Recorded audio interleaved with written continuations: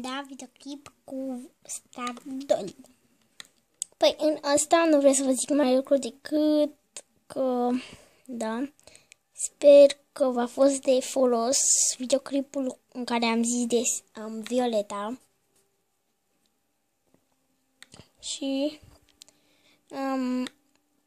asta cu și mai vreau să vă arăt ceva.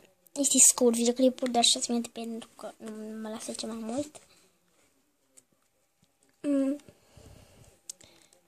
Stați un pic că mă duc la istoric, că să nu mai tot lungim. Stați un pic să-l căutăm. Să o căutăm.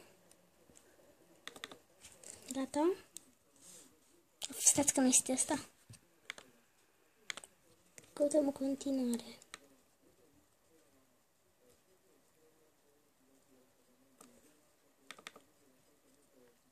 Asta este, da. Ok, am vrut să vă arăt de unde am eu hainele cu Barbie. Să le vedeți un pic.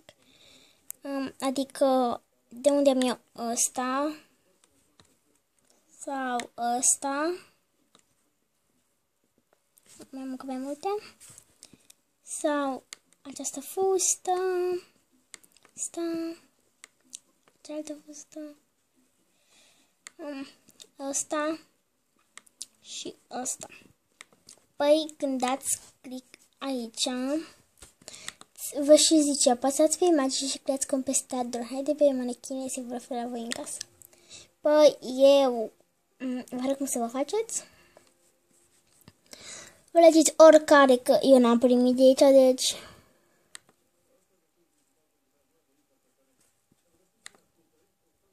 un pic, da. Și dăm la snap, go to Stardoll. Vă scrieți acolo, vă arăta să vă faceți cont, eu încă sunt locat pe ăsta. Și vă făceați și primați ceea ce v-am arătat eu că am primit. Și găsiți asta la Stardoll. Ok. Bine, cred că o să fiu singura care să fiu acasă la ora 8, când tot copiii o să fie. Nu mâine, luni la școală. Da, pentru că am varicele și nu pot. Și da, o să mai fac poate cu proxy-uri. În ce videoclip am vrut doar să vă arăt cum să vă luați hainele, că mulți m-ați bătut la cap, m-ați întrebat într-un fel de unde le tot am zis. Ok.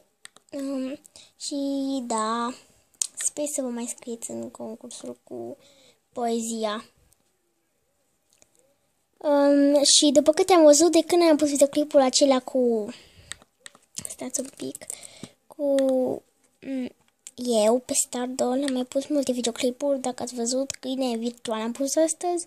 Să creăm o ținută cu forme de porțelan, transformice, schimbare de look și cam atât. Și sweatfit acum 20 de ore. Ok, unde am pus? Dar la nume meu cu Stardoll, nou vizionări și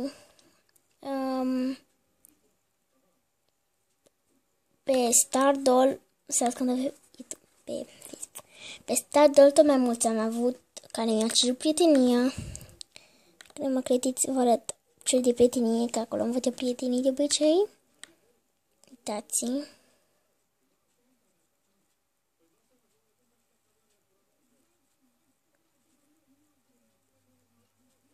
Da.